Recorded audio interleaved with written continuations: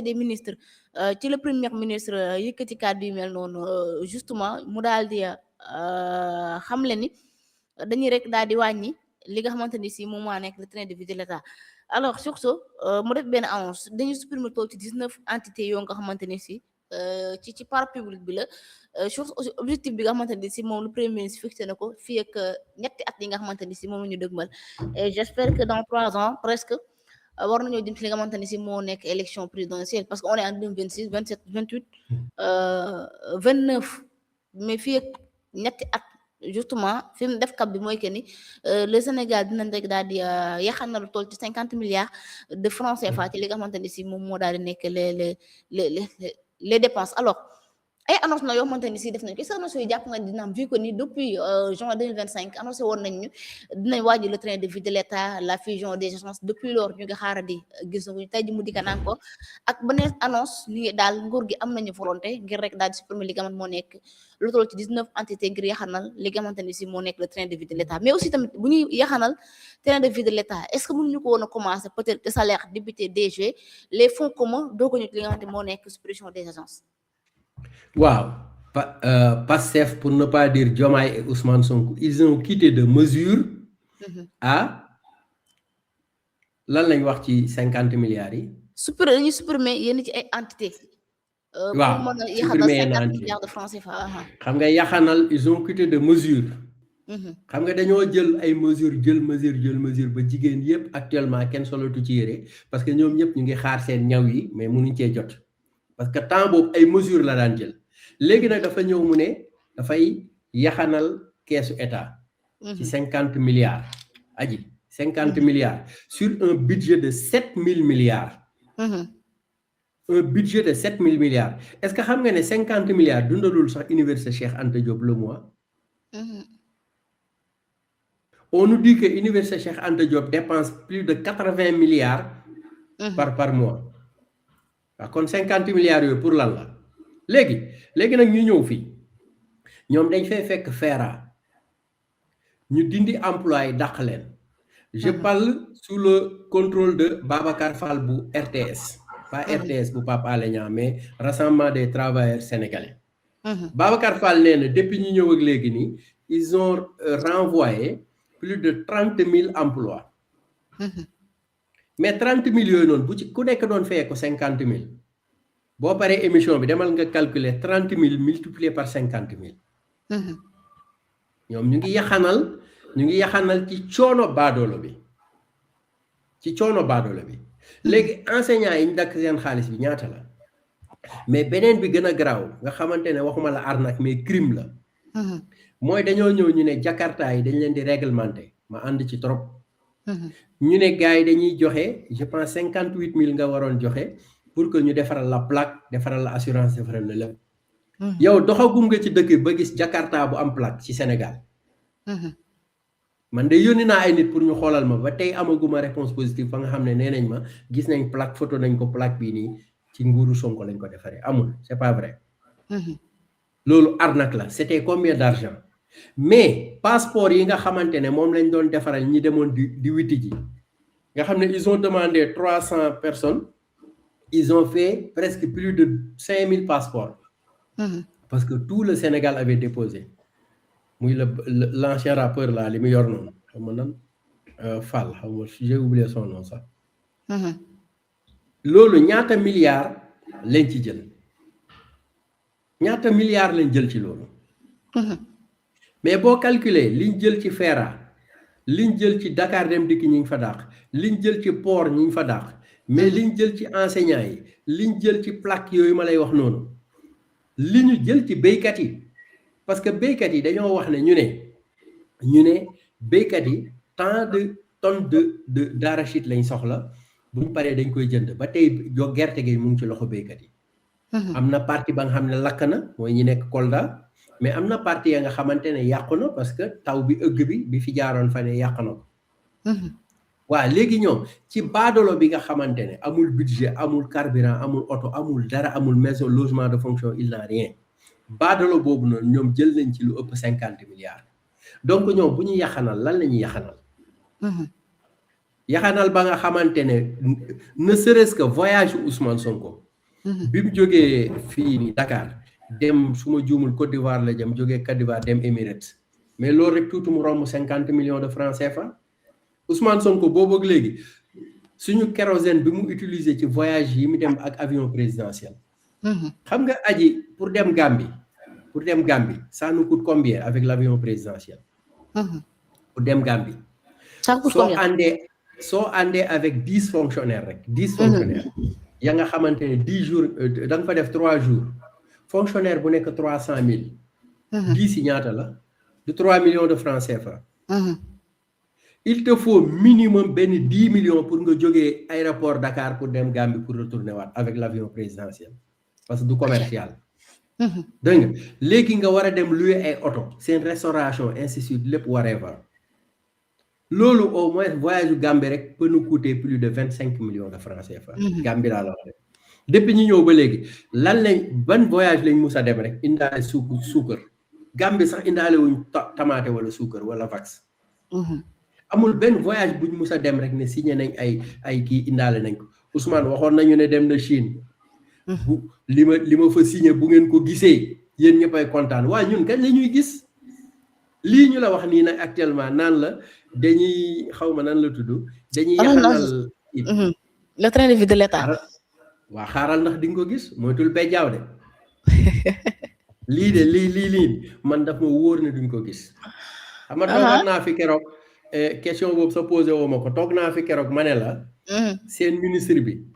newoon na leen fi ngeen defar ay kayit pour mu jox leen convention léegi convention ngi waaj ñëwaat nee naa leen dina ne YouTube nañ ko tëj pour ma conventionné leen mais lii muy def nii ak tëj YouTube benn la parce que bu demee ba nga xamante ni ki toog biir këram taal TikTokam sa léegi mun nañ ko faa fekk jàpp ko ça veut dire liberté d'expression amatul li ñuy wax fii ci Allemagne Meinungsfreiheit n'existe plus au Sénégal seef xew na rek léegi képp ku mun a fen rek da ngay ku mun a fen rek da ngay génnewaat say fen yu bees yu tooy xepp pour mun a rejoindre Ousmane Sonko parce que c'est un parti de fenkat et de calomnieur donc léegi Moustapha Diop ñu téye ko fa mais léegi sénégalais yi buñ leen téye ñoom ñëpp ci teguñ ko fenn ba pare na ñu bëgg a dem jëli ji doomu Sénégal fële ci France qui s'appelle Madiambal Diagne mais bëgg a dem yàq deru kële di Macky Sall à New York mais kan moo leen déglu ban tubaab moo leen déglu fu Tunkara taxawee mu wax aji Tunkara mooy wax de mu wax carrément xam nga sénégalais yi dañ dul déglu yaakaar naa duñu déglu Tunkara bu baax te man sama problème mooy damay déglu gars yi muy Ousmane Sonko muy Tunkara ñoom ñëpp dama leen di déglu moo tax may mën a wax ci ñoom xaaral rek ma ñëw léegi xam naa sa technicien bi dina ko may quoi daf may rek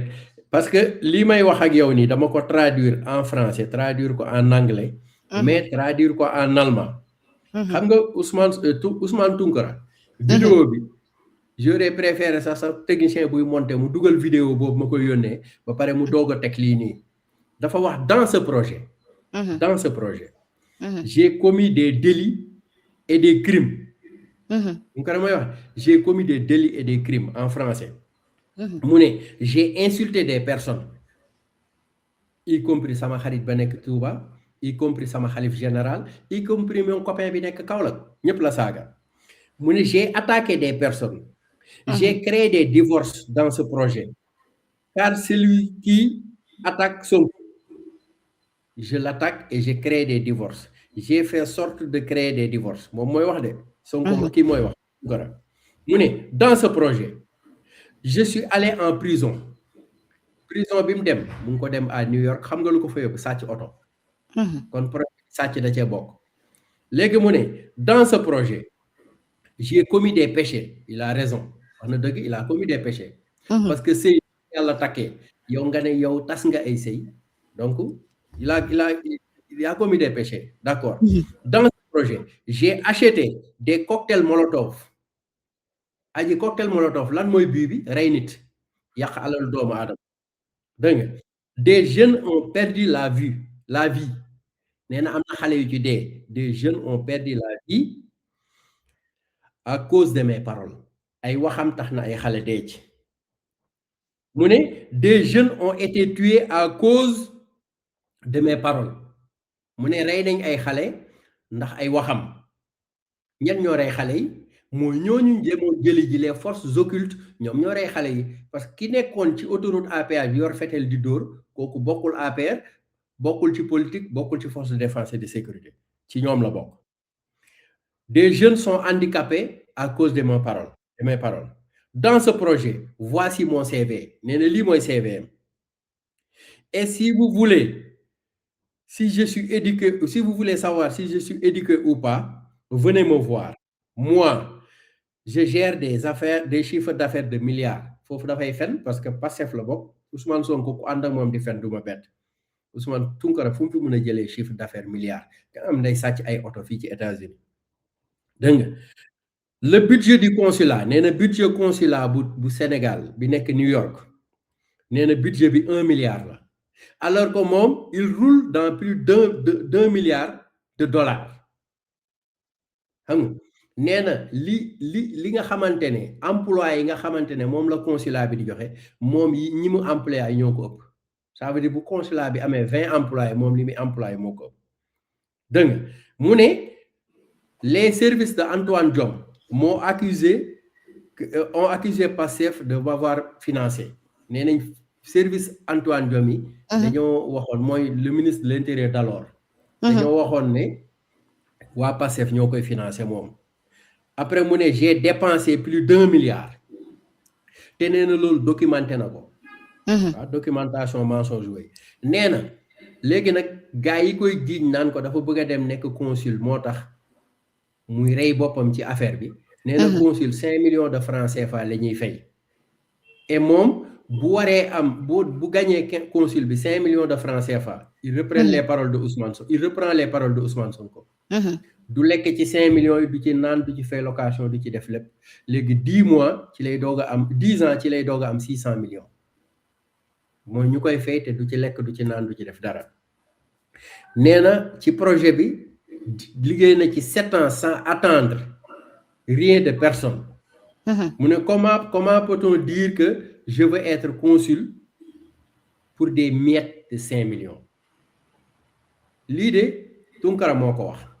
ñun nag républicain yi yàlla may nañu booy waxal jàmm parce que looy wax lu ne dañ koy traduire et dañ ko traduire ci langue yépp léegi ñoom dañuy waaj a dem seen congrès xaw ma seen conseil xaw ma seen lan collectif boobu day waaj a dem New York mais dañ ko fekk lettre en français en allemand et en anglais te ba pare de vidéo bi lañ koy booleel vidéo boobu buñ ko boolelee tubaab bi dina ku ko traduiral ka nga am une personne neutre lay doon ku ko traduire li Tounkara wax te loolu textuel moo nekk ci lettre bi léegi nag les Nations Unies vont croire Tounkara mi nga xamante ne na def na lu bon li yépp ci Sénégal à la place de ce grand homme qui a fait le pays qui a terminé AIBD qui a amené le TER au Sénégal, le BRT au Sénégal, mais qui a désenclavé le Sénégal par le pont de Foundiougne, par le pont de Marsassoum, par le pont de Gambie et le pont de Rosso. C'est lui qui a amené des bourses, sécurité familiale pour les anciens, fait les chefs de quartier, def des palais religieux, pour ne pas dire les khalifes généraux. Yoko bourse étudiants yi wàññi si li ñuy fay ba 250 francs. Rendre le pays social, rendre le pays gai, rendre le pays content. Depuis mu dem ba léegi le pays souffre. C'est que pour wax ci Macky Sall dafa yomb quoi par rapport pour ngay jéem a défendre Ousmane Sonko. Ousmane Sonko bu xëyee Petit Palais di dem Grand Palais ci Macky Sall lay dox ci lay daw ci lay toog confort Macky Sall lay nekk ba ni mu yegg Grand Palais su jógee cité Keur Gorgui war a dem Palais ci confort Macky Sall lay nekk ba ni mu yegg Palais. su jógee Dakar war a dem Ziguinchor ci confort Macky Sall lay nekk ba dem Ziguinchor donc Ousmane Sonko man j'aurais conseillé à Ousmane Sonko de prier 2 rakka et ñaanal Macky Sall pour mu dem Nations Unies pour que Macky Sall sax bañ a del ci 2029 parce que 2029 Macky Sall bu del see barigoot ci mbartal lay doon man su ma doon ñoom s'ils sont intelligents dañuy ñaanal Macky Sall mu dem Nations Unies au moins 2029 mu bañ a ñëw ci dëkk bi jërëjëf.